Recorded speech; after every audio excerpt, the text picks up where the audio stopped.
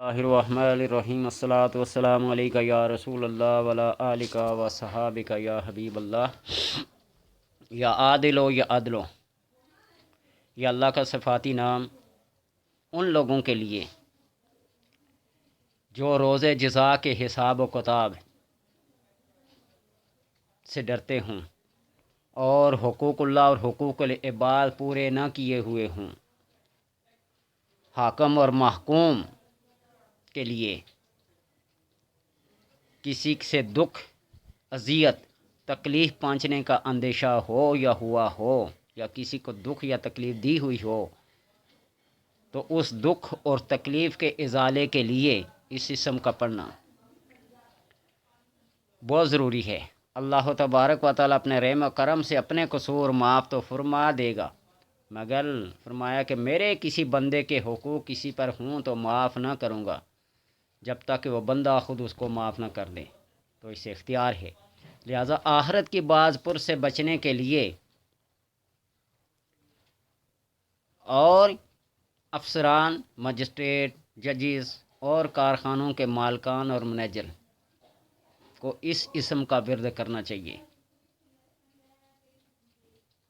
اس لیے کہ ان کے ایک دوسرے پر بہت حقوق و فرائض ہوتے ہیں، ایک دوسرے سے بہت دکھ اور تکلیف پہنچتی ہیں۔ اس لیے حاکم اور محکوم کے درمیان جو رشتہ ہوتا ہے نا، ان لوگوں کو یہ اسم پڑھنا چاہیے زیادہ سے زیادہ۔ عدل اور انصاف کا تقاضا یہ ہوتا ہے کہ حقوق اور فرائض کو پورا پورا ادا کیا جائے۔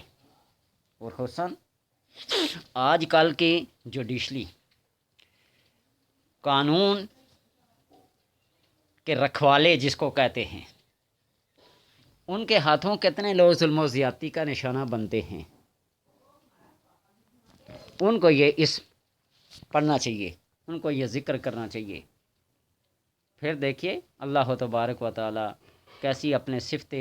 عدل کو ان کے اوپر نازل فرماتا ہے۔ اور اگر اس اسم عادل کے عدد کو، جو 104 کا عدد ہے، اس کو 4 سے ضرب دے کر جو اس کا حاصل مجموعہ ہوگا، اتنی مرتبہ پڑھا کرے، تو اللہ تبارک و تعالی اپنے صفت عدل کی چھاؤں میں، اس کے سائے میں، اس کے پرتو میں اس کو رکھے۔ اور اگر ہر شب جمعہ کو 21 روٹی کے چھوٹے چھوٹے ٹکڑوں پر لکھ کر کھایا کرے، تو اللہ تبارک و تعالیٰ اس کے دل کو، اس کے سینے کو، اس کے دماغ کو، اس کی سمع کو، اس کے بشر کو، یعنی حواس خمسہ کو روشن فرماتا ہے۔ حواس خمسہ اس کے روشن ہو جاتے ہیں، اور روشن دل و دماغ اس کے روشن ہو جاتے ہیں۔ اور اگر اس کو کوئی بندہ صبح کی نماز کے بعد بغیر کسی سے بات چیت کیے 5316 مرتبہ اس کا ورد کرے، تو اللہ تبارک و تعالیٰ جمیع ظالمان سے، ظلم و ظلم سے، ظالم سے، شرور فاستہ سے، تمام ایسے رذائل سے اللہ محفوظ فرمائے جن سے انسان ڈرتا ہے، خوف کھاتا ہے، امن اور سکون حاصل ہو۔ اور نماز سے پہلے 4 مرتبہ عدل کہے، یا عادل ہو یا عدل ہو یا عادل ہو یا عدل ہو، نماز سے پہلے، نیت کرنے سے پہلے، تو مستجاب الدعوات کہلائے گا۔ اور میں نے پہلے بھی بتایا تھا کہ مستجاب الدعوات بندے کی کیا شان ہے، اس کو بس ارادے کی، ہاتھ اٹھانے کی، زبان ہلانے کی دیر ہوتی ہے۔ وہ رب قادر مطلق ہے، اس کے مانگے یا مانگے نہ مانگنے سے بھی وہ عطا کرتا ہے، لیکن مانگنا بندے کی صفت ہے، اور عطا کرنا اللہ کی شان ہے۔ بندہ اپنی اوقات کے مطابق مانگتا ہے، رب اپنی اوقات کے مطابق دیتا ہے۔ بندے کی اوقات محدود ہے، اور رب کی اوقات لامحدود ہے۔ وہ قرآن پاک میں آتا ہے ما عندکم ینفد وما عند اللہ باق، تمہارے پاس جو جمع پونجی جو کچھ ہوتی ہے تم خرچ کر دیتے ہو، ینفد نیست و نابود کر دیتا، وما عند اللہ باق، اور جو کچھ اللہ کے پاس ہوتا ہے وہ تو باقی رہنے والا ہوتا ہے، اس کے پاس چیزیں ختم نہیں ہوتی۔ تو اس لیے نماز سے پہلے یہ پڑھ لیا کرے تو اللہ تبارک و تعالی مستجاب الدعوات بنا دیتا ہے۔ اور جمعہ والے دن، وہ تو شب جمعہ بتایا تھا نا، جمعہ والے دن روٹی کے ٹکڑوں پر لکھ کر کھائے تو تسخیر خلائق، مخلوق تسخیر ہوگی۔ تسخیر کا مطلب یہ ہوتا ہے کہ ہر ایک کے دل میں بندے کی عزت، احترام اور عظمت اور شان پیدا ہو جاتی ہے،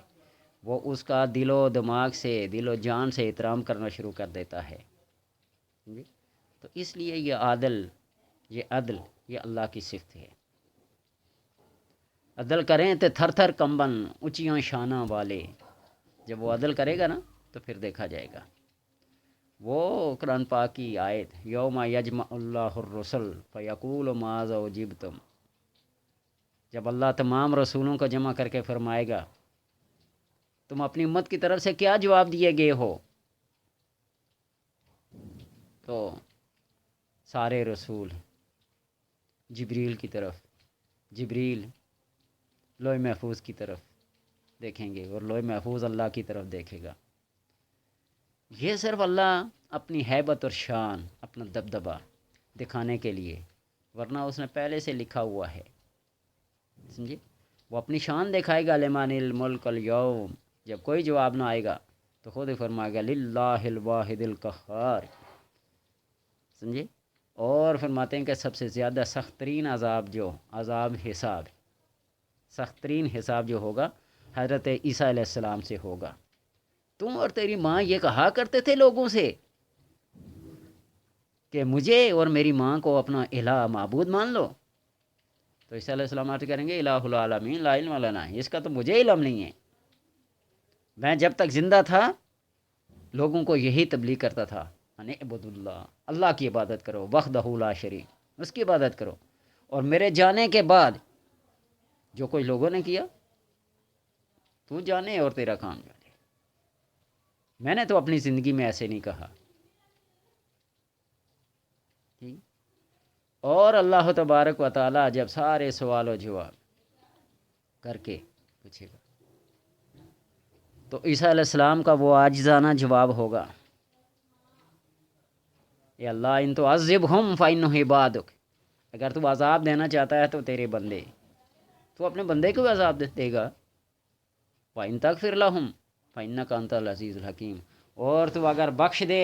معاف کر دے، یہ تو تیری شان ہے، یہ تو تیری کبریائی ہے، یہ تو تیری عظمت ہے۔ اس جواب کو سن کر اللہ تبارک و تعالیٰ معاف فرما دیں گے۔ کہنے کا مطلب یہ ہے